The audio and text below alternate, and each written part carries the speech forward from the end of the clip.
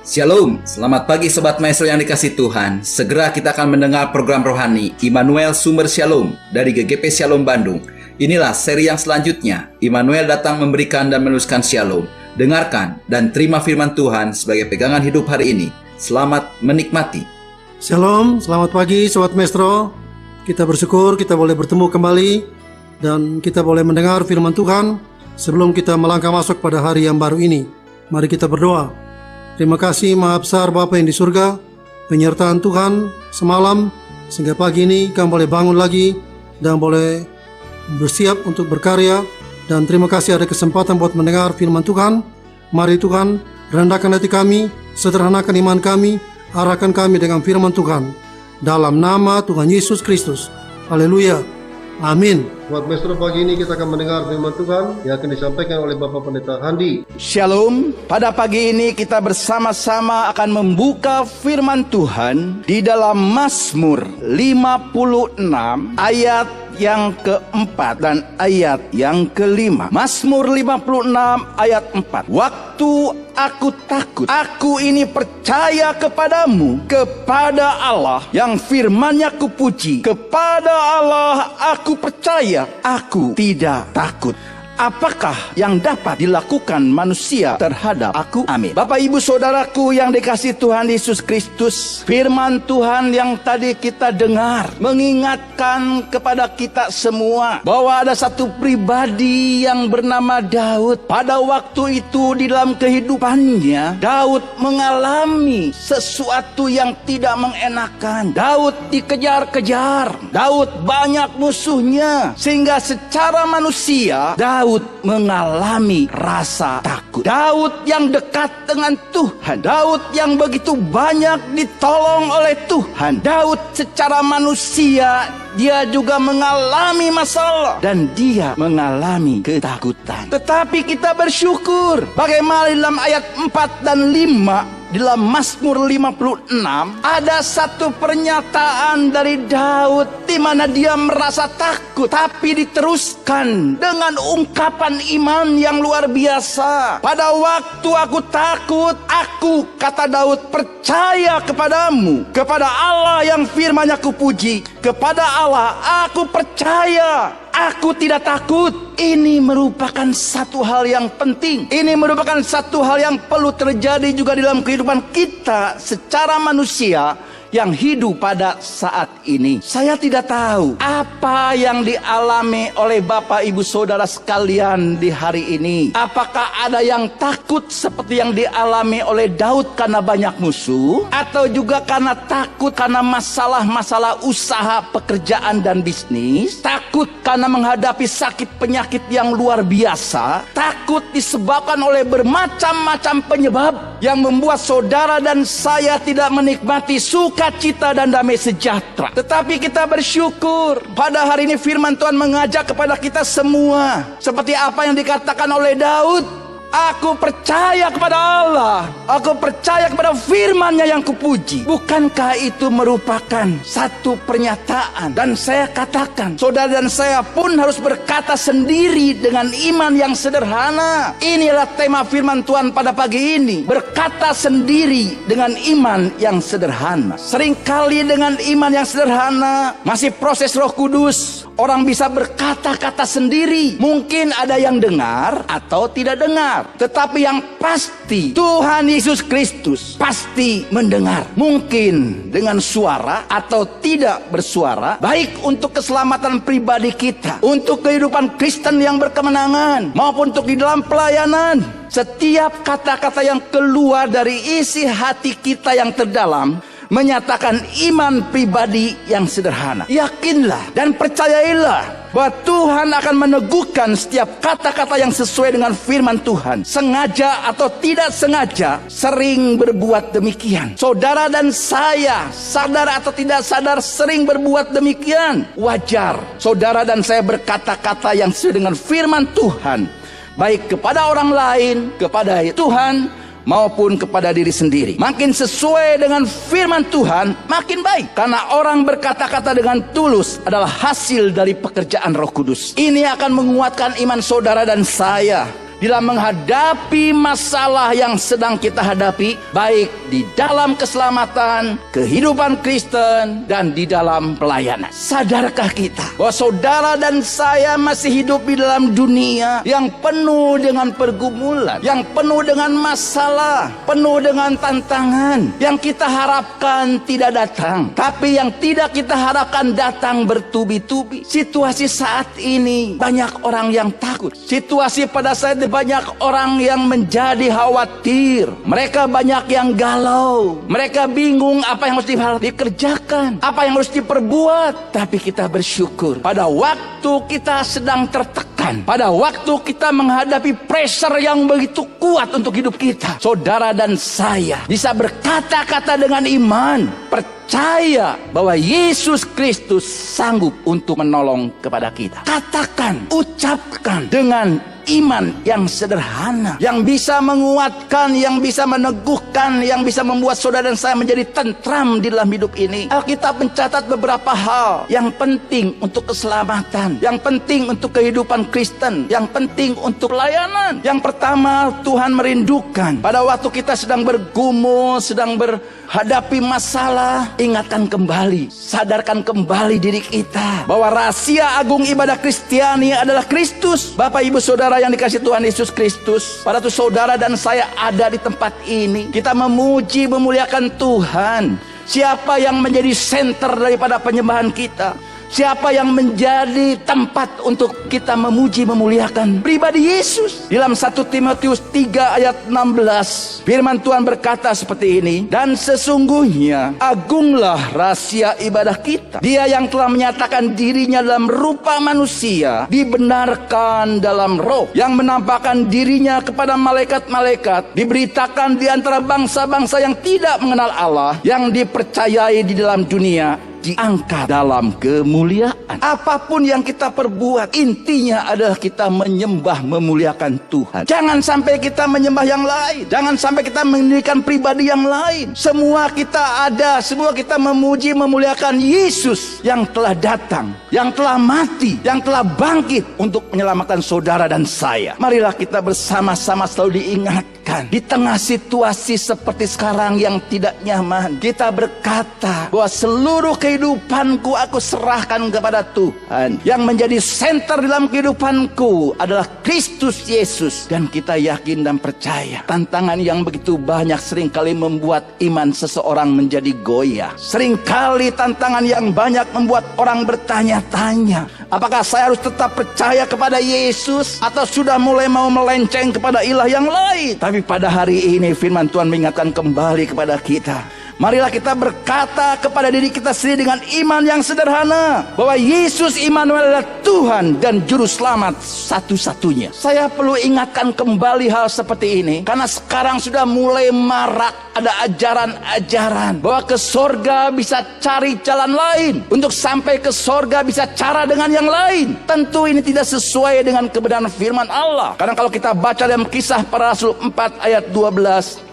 dan keselamatan tidak ada di dalam siapapun juga selain di dalam Dia, sebab di bawah kolong langit ini tidak ada nama lain yang diberikan kepada manusia yang olehnya kita dapat diselamatkan. Yohanes 14 ayat 6 dengan tegas Yesus berkata, akulah jalan, akulah kebenaran dan hidup. Tidak ada seorang pun sampai kepada Bapa tanpa melalui aku. Ini sudah jelas di dalam keselamatan. Jangan sampai kita main-main lagi. Karena saudara dan saya tahu, bukan saya menakuti, fakta menunjukkan begitu banyak di sekitar kita, di mana orang-orang dipanggil Tuhan secara tiba-tiba. Begitu banyak ambulan-ambulan yang lewat di sekitar kita. Bunyi sirene ambulan datang ke komplek perumahan begitu banyak. Tandanya apa? Banyak orang yang sakit. Pandemi COVID-19 ini masih ada. Kita tidak bisa menutup mata, tapi yakinkan bahwa saudara dan saya telah memiliki Yesus sebagai Tuhan dan Juru Selamat pribadi. Kita tidak ada yang tahu sampai kapan kita diizinkan Tuhan untuk hidup di dalam dunia ini, tapi yang pasti kita telah memiliki Yesus, satu-satunya yang bisa membawa saudara dan saya kepada kehidupan yang kekal sesuai dengan firman Tuhan. Mari kita juga berkata kepada diri kita sendiri dengan iman yang sederhana, aku telah tersalib bersama dengan dengan Kristus. Bagaimana Paulus? Dia menikmati hidup bersama dengan Tuhan. Paulus menyadari mati dan bangkit dengan Kristus. Paulus tahu dosa-dosa dia telah tersalib bersama dengan kematian Kristus. Dosa-dosa dia telah diampuni pada waktu dia percaya dan mengaku kepada Yesus. Dan pada waktu Yesus bangkit, Paulus juga menyadari bahwa dia telah mendapat kemenangan. Sebenarnya bagi saudara dan saya patut bersyukur setiap kita mengingat, menghayati bagaimana Yesus mati, bagaimana Yesus bangkit pada hari yang ketiga. Itu merupakan sesuatu kejadian yang patut kita syukuri. Dengan kematiannya, dengan kebangkitannya, membuat hidup saudara dan saya menjadi berarti. Karena tidak sia-sia kita percaya kepada Yesus. Bersyukur, bersoraklah pada waktu kita mengingat Yesus mati dan Yesus bangkit. Harusnya kita berkata, Tuhan, hidupku yang dulu telah hilang, hidupku yang dulu yang rusak, yang jahat, sudah aku tinggalkan, dan sekarang aku hidup di dalam nama Yesus Kristus. Galatia 2 ayat 19 dan 20 berkata, sebab aku, kata Paulus, telah mati oleh hukum Taurat untuk hukum Taurat, supaya aku hidup untuk Allah. Aku telah disalibkan dengan Kristus, namun aku hidup, tetapi bukan lagi aku sendiri yang hidup, melainkan Kristus yang hidup di dalam aku. Dan hidupku yang kuhidupi sekarang dalam daging adalah hidup oleh iman dalam Anak Allah yang telah mengasihi aku dan menyerahkan dirinya untuk aku. Wow, ini satu pernyataan yang luar biasa. Hidupku bukannya aku lagi, tapi Yesus Immanuel yang hidup di dalam aku. Artinya apa? Paulus meninggalkan keduniawian. Paulus meninggalkan sesuatu hal-hal yang tidak berkenan kepada Allah. Dan sungguh-sungguh Paulus hidup berdasarkan tuntunan daripada Tuhan. Sesuai dengan firman, sesuai dengan apa yang dikatakan oleh Roh Kudus. Saudara dan saya pun harus hidup seperti itu. Karena saudara dan saya bukan lagi milik kita sendiri, tapi saudara dan saya telah dibeli oleh Allah dengan darahnya yang kudus. Saudara dan saya sekarang bukan milik kita sendiri, tapi saudara dan saya semua yang ada di tempat ini yang mendengarkan firman Tuhan pada hari ini, kita harus menyadari bahwa saudara dan saya milik Tuhan. Pergunakan kesempatan yang Tuhan berikan untuk selalu memuliakan dan menyenangkan hati Tuhan. Saudara, di dalam dunia begitu banyak tantangan. Di sekitar saudara dan saya begitu banyak hal-hal yang menggoda hidup kita. Tetapi kita berani berkata, Tuhan, aku telah tersalib bagi dunia dan dunia telah tersalib bagiku. Kalau hidup kita seperti itu, saya yakin dan percaya pergerakan kuasa anak-anak Tuhan akan lebih hebat lagi dibandingkan dengan saat sekarang. Karena anak-anak Tuhan sungguh-sungguh menyadari, aku telah tersalib bagi dunia, dunia telah tersalib bagiku. Kalau kita baca di dalam firman Tuhan, di dalam Galatia 6 ayat yang ke-14, tetapi aku sekali-kali tidak mau bermegah selain dalam salib Tuhan kita Yesus Kristus. Sebab olehnya dunia telah disalibkan bagiku dan aku bagi dunia. Galatia 5 ayat 24, barang siapa menjadi milik Kristus Yesus, Ia telah menyalibkan daging dengan segala hawa nafsu dan keinginannya. Apa itu yang disebut dengan daging? Apa yang disebut dengan dunia? Kalau seseorang mengasihi dunia ini, maka kasih akan Bapa tidak ada pada dirinya. Keinginan dunia telah nyata. Keinginan mata, keinginan daging, keangkuhan hidup. Maka saudara dan saya harus hati-hati menggunakan mata kita. Mata kita dipakai untuk apa? Saya tidak tahu. Selama 24 jam dalam satu hari, mata saudara dipergunakan untuk hal apa? Apakah dipakai untuk membaca firman Tuhan? Dipakai untuk hal-hal yang positif? Atau dipakai untuk melihat hal-hal yang tidak benar? Berapa jam mata kita dipergunakan untuk memuliakan Tuhan? Berapa jam mata kita dipakai untuk menyenangkan diri kita sendiri? Kalau jujur tentu kita akan menjawab, Tuhan ampuni saya, Tuhan ubah saya, karena begitu banyak mata saya dipakai untuk perkara-perkara yang tidak menyenangkan hati Tuhan. Datang, bertobatlah kepada Tuhan. Keinginan daging kita, keangkuhan hidup, mari kita bersama-sama berkata pada hari ini, hal-hal perkara dunia aku salibkan, karena aku tahu aku sekarang hidup bersama dengan Tuhan, dan aku tidak khawatir, aku tidak takut, aku tidak cemas. Ajar kepada kami Tuhan, supaya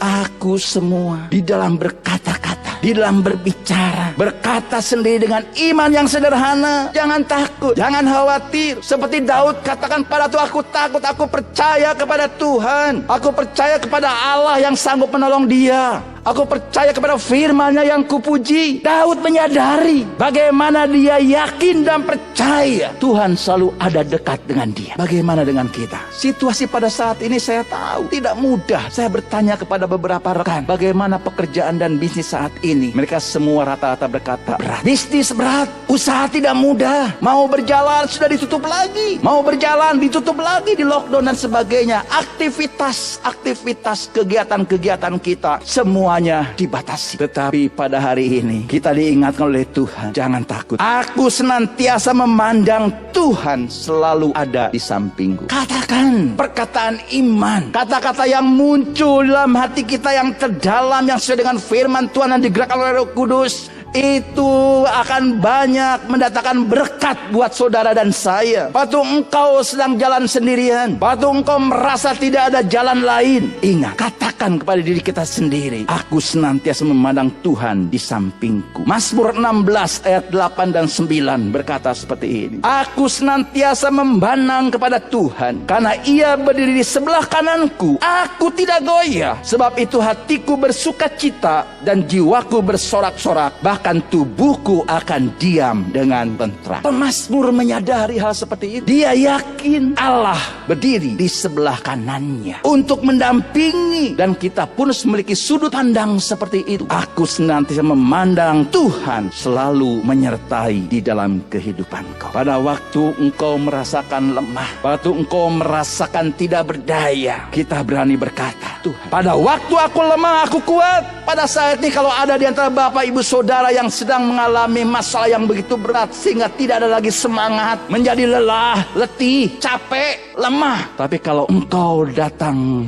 kepada Tuhan, maka engkau akan mengalami kekuatan seperti yang dialami oleh Paulus. Paulus mengalami duri dalam daging. Dia berupaya datang kepada Tuhan untuk dilepaskan masalahnya, tetapi Tuhan menjawab, cukup kasih karuniaku bagimu. Pada waktu engkau lemah, disitulah engkau kuat. Di sini kita diingatkan bahwa pada dasarnya manusia terbatas. Pada dasarnya manusia itu punya kekurangan dan kelemahan. Saatnya untuk kita selalu bersandar kepada Tuhan. Saatnya saudara dan saya untuk mengandalkan Tuhan. Terkutuklah orang yang mengandalkan manusia. Terkutuklah orang yang mengandalkan kepada kekuatannya sendiri. Tapi diberkati orang-orang yang mengandalkan Tuhan. Percayalah, kita datang kepada pribadi yang tepat kalau engkau punya masalah. Percayalah, kalau engkau datang kepada Yesus, engkau datang pada pribadi yang tepat. Jangan ragu, jangan khawatir. Tuhan pasti memberikan jalan keluar. Karena apa? Karena Tuhan lebih besar dari segalanya. Tuhan lebih besar dari segala. Bukankah kita pernah mendengar bagaimana satu pengalaman yang dialami oleh seorang yang bernama Ayub? Ayub waktu itu dipuji oleh Tuhan. Lihat Ayub, hambaku yang setia. Tapi pada waktu ada pujian daripada Tuhan, tidak lama kemudian ada ujian yang begitu berat. Pujian dengan ujian, katanya hampir mirip, tapi berbeda rasanya. Kalau kita selidiki Ayub di mata Tuhan luar biasa. Tapi pada waktu dipuji oleh Tuhan, waktu itu juga Ayub mengalami ujian yang begitu berat. Anaknya meninggal, hartanya habis, yang tinggal istrinya yang ngomel terus. Tetapi ada pernyataan yang luar biasa di dalam Ayub 42 ayat yang kedua. Ayub 42 ayat 2 berkata seperti ini, aku tahu bahwa Engkau ya Tuhan sanggup melakukan segala sesuatu dan tidak ada rencanamu yang gagal. Amin. Mari katakan kepada diri kita sendiri dengan iman yang sederhana bahwa Tuhan lebih besar dari segalanya. Mungkin ada orang yang berkata, penyakit saat ini begitu merajalela, begitu besar, menghantam dunia. Memang betul, penyakit COVID ini begitu berat dan begitu besar. Mereka cerdik, mereka banyak variasinya. Tetapi imani, kita punya Allah yang lebih besar daripada segala sesuatu. Kalau engkau punya masalah di dalam hidupmu, di dalam usaha pekerjaanmu, di dalam rumah tanggamu, di dalam penyakitmu, dalam apapun juga, kata orang masalahmu besar, masalahmu besar, tantanganmu besar. Yes, betul, masalahku besar. Tapi aku percaya, hatiku berkata bahwa aku punya Tuhan lebih besar dari segalanya. Apa yang tidak pernah dilihat oleh mata, apa yang tidak pernah didengar oleh telinga, apa yang tidak pernah muncul dalam hati kita, disediakan Tuhan untuk orang-orang yang mengasihi Dia. Sudahkah kita mengasihi Tuhan? Yakinlah bahwa Tuhan Yesus Kristus begitu baik untuk kita. Mengapa hatiku begitu kecut? Kalau ada di antara Bapak Ibu yang hatinya kecut, kecut itu tidak manis. Mukanya seperti pepaya, muram, tidak ada keceriaan, tidak ada semangat. Karena apa? Karena tertekan jiwanya. Seperti Pemazmur 42:43 berkata, seperti rusa merindukan air, demikian juga kita merindukan pertolongan Tuhan. Tapi percayalah bahwa Tuhan Yesus Kristus pasti memberikan solusi jalan keluar tepat pada waktunya. Karena Dia punya kuasa, Dia punya kemampuan yang lebih dibandingkan dengan masalah-masalah yang kita hadapi. Daud pada waktu menghadapi Goliat, bangsa Israel takut karena Goliat begitu besar, Goliat begitu terlatih, Goliat membawa senjata-senjata yang canggih. Tapi Daud datang dengan satu kepercayaan iman, dengan satu keyakinan bahwa Allah yang beserta dengan dia lebih besar daripada Goliat. Dan kita tahu kisah Daud dan Goliat. Goliat dikalahkan oleh Daud karena apa? Bukan Daudnya yang hebat, bukan ketepelnya yang hebat, tapi Allah yang menyertai Daud yang lebih besar daripada Goliat. Di manakah Tuhan Allah Elia? Ini pernah dikatakan oleh seorang nabi besar, yaitu Nabi Elisa. Pada waktu Elia mau naik ke sorga, Elisa ngotot, "Elia, aku tidak mau meninggalkan engkau. Aku ingin tahu engkau naik ke sorga dan aku mendapatkan kuasa yang 2 kali lipat daripada apa yang dialami oleh Elia." Dan akhirnya Elisa bisa melihat. Dan pada waktu Elia naik ke sorga, Elisa menghadapi tantangan, sehingga dia berteriak, "Di manakah Tuhan Allah Elia?" Dan pada waktu mujizat Tuhan dinyatakan dalam kehidupan Elisa, Elisa mendapatkan kekuatan. Karena Tuhan yang disembah oleh Elia, Tuhan yang disembah oleh Bapak Ibu Saudara sekalian, adalah Tuhan yang hidup dan benar, yang tidak pernah mengecewakan kita. Yang terakhir, marilah kita bersama-sama berkata sendiri dengan iman yang sederhana, untuk kita bisa menikmati kematian dan kebangkitan Yesus Immanuel. Kenapa saya katakan seperti ini? Kita menikmati kematian dan kebangkitan Tuhan Yesus Kristus. Kalau kita bicara kematian, identik dengan penderitaan. Kalau kita bicara tentang kebangkitan, identik dengan sukacita, karena kita meraih kemenangan. Apa artinya ini menikmati kematian dan kebangkitan Tuhan Yesus Kristus? Artinya saudara dan saya harus siap, baik Tuhan berkati kita maupun Tuhan izinkan ada penderitaan di dalam hidup ini, kita bisa menikmati dengan tetap bersyukur kepada Tuhan. Filipi 1 ayat 29 berkata seperti ini, sebab kepada Bapak Ibu Saudara dan saya dikaruniakan bukan saja untuk percaya kepada Kristus, melainkan juga untuk menderita untuk Dia. Menikmati kematian dan kebangkitan Tuhan Yesus Kristus. Kalau ada berkat yang luar biasa di dalam kehidupan kita, karena Tuhan memberikan kemenangan, orang lain pada tutup usahanya, kita masih dibuka jalan untuk tetap berjalan dan dapat keuntungan. Kita bersyukur kepada Tuhan. Kalau Tuhan izinkan ada sesuatu yang membuat kita merasakan tidak nyaman, merasakan sesuatu yang tidak enak, mengalami mungkin kerugian, mungkin mengalami penurunan daripada gaji atau salary atau pendapatan, kita tetap menikmati. Karena apa? Karena Tuhan tahu jelas apa yang kita butuhkan, apa yang Bapak Ibu Saudara perlukan. Maka daripada itu, Bapak Ibu Saudaraku yang dikasihi Tuhan, marilah kita bersama-sama, setiap ada persoalan, setiap ada masalah, jangan menggerutu, jangan sampai ngomel, tetapi katakan dengan iman, katakan sesuai dengan firman Tuhan. Katakan kata-kata yang dipimpin oleh Roh Kudus untuk bisa menguatkan kita. Setiap kata-kata yang kita keluarkan dari hati yang terdalam, hasil pekerjaan Roh Kudus yang sesuai dengan firman Tuhan, mendatangkan berkat buat saudara dan saya. Pastikan pada saat sekarang ini saudara dan saya banyak berkata-kata kepada diri sendiri yang sesuai dengan firman Tuhan. Bacalah firman Tuhan di dalam kehidupanmu secara disiplin, sehingga yang keluar dari mulut kita adalah kebenaran-kebenaran firman Tuhan. Kalau itu kita lakukan, itu akan sangat-sangat membantu untuk menenangkan, meneguhkan, menyegarkan iman kita semua. Amin. Tuhan Yesus Kristus memberkati. Mari kita berdoa. Terima kasih Maha Besar Bapa yang di surga, Tuhan telah berbicara, Tuhan telah berfirman.